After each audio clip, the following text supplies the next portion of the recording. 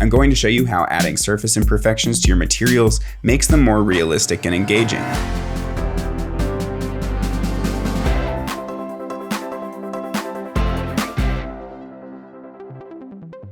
Hey, what's up? I'm David Ariew and I'm a 3D motion designer and educator, and I'm going to help you make your renders better. In this video, you'll learn how to add roughness, specular, bump, normal, and displacement maps, and how each contribute to the realism of your materials. Avoid texture repetitions, and how to use the dirt node to erode materials at the edges. If you want more ideas to improve your renders, make sure to grab our PDF of 10 tips in the description. Now let's get started. As 3D artists, we're always fighting perfection, because by default, CG looks perfect and the real world is full of imperfections. Surfaces get dented, scratched, dusty, and greasy, and it's our job to add those details in. Let's start with probably the simplest example, which is roughness maps. In reality, surfaces with more micro detail, like sandpaper for instance, are rougher, so the light that hits them bounces off at many different angles and is therefore less reflective than a smooth surface like this that's polished and highly reflective. When we add in a roughness map, which is a simple black and white texture, we vary the roughness over the surface, and suddenly it looks far more realistic. We can even layer multiple maps like this with add or multiply nodes in Octane. Here with this tiles texture from Polygon.com, this is what happens when we add in the roughness map. Here it's actually a glossy map, which is the inverse of a roughness map, so we need to click the invert button. Next, let's add in the specular map, which is very similar, but instead of varying the roughness, it varies the specularity, which means the intensity of the reflection. Now here's a big one, the normal map. This causes the surface to act like it's raised, and in general, normal maps do the same kind of thing as bump maps, but are actually more accurate because they take into account all the normal directions and angles light can hit the surface. Note though that these maps aren't actually raising the surface, just giving the impression of a raised surface by reacting to the lighting. Speaking of bump maps, let's add one of those in too to create some additional scratches on the surface. Bump maps in Octane are usually too strong, so we need to mix them down with a multiply node. This is just like the multiply blend mode in Photoshop or After Effects. If you multiply by a number less than 1, then you're reducing the intensity, so this setup becomes like a mix slider. Finally, displacement maps actually do move the surface outwards and inwards, so they produce an even more realistic result than normal maps for very raised surfaces, though they are more heavy and taxing to use. Next, let's talk about another overly perfect and computer-generated looking thing that happens in 3D, and that's texture repetitions.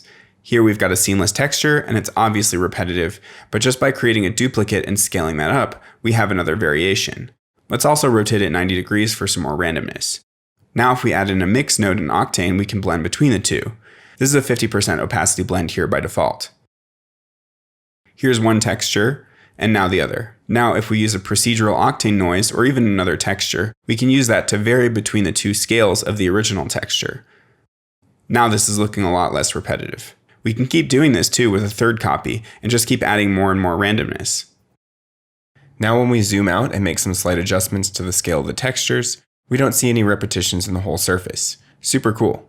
The same kind of thing can be done too by layering displacement maps. Here we've got an obviously repetitive map, but when we add in another and put a displacer object with a noise in it, the second displacement map will intersect in patches with the other one and break up the repetition. And the more maps we add, the more of an organic looking surface we get. Finally, let's take a look at another way to add imperfections, and that's by using curvature maps, or in Octane it's called the dirt node. The edges of objects are typically the surfaces that get the most damaged, and often we'll see something like a metal that's painted, and on the edges the paint is eroding. To do this, we just create a composite material in Octane to blend between the two materials, one as a paint and the other one as the metal. Then we use the dirt node as a mask to show the metal on just the edges and the paint as the main surface. It's still missing some breakup though, and to do this it's gotten much easier in Octane recently because you can pipe a noise directly into the dirt node for extra breakup on the edge. Here's the before and after, and the dirt map solo before and after. As we get further into creating imperfections in our materials, we can build up more and more complex materials like this.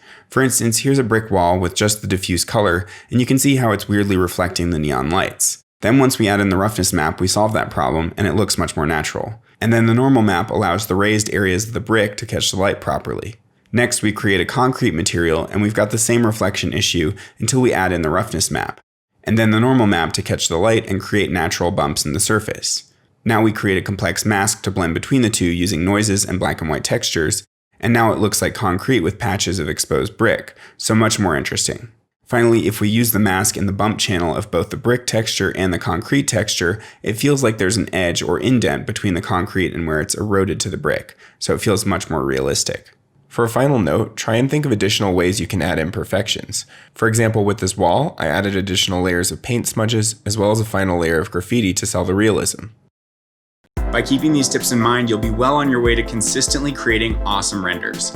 If you want to learn more ways to improve your renders, make sure to subscribe to this channel and hit the bell icon so you'll be notified when we drop the next tip.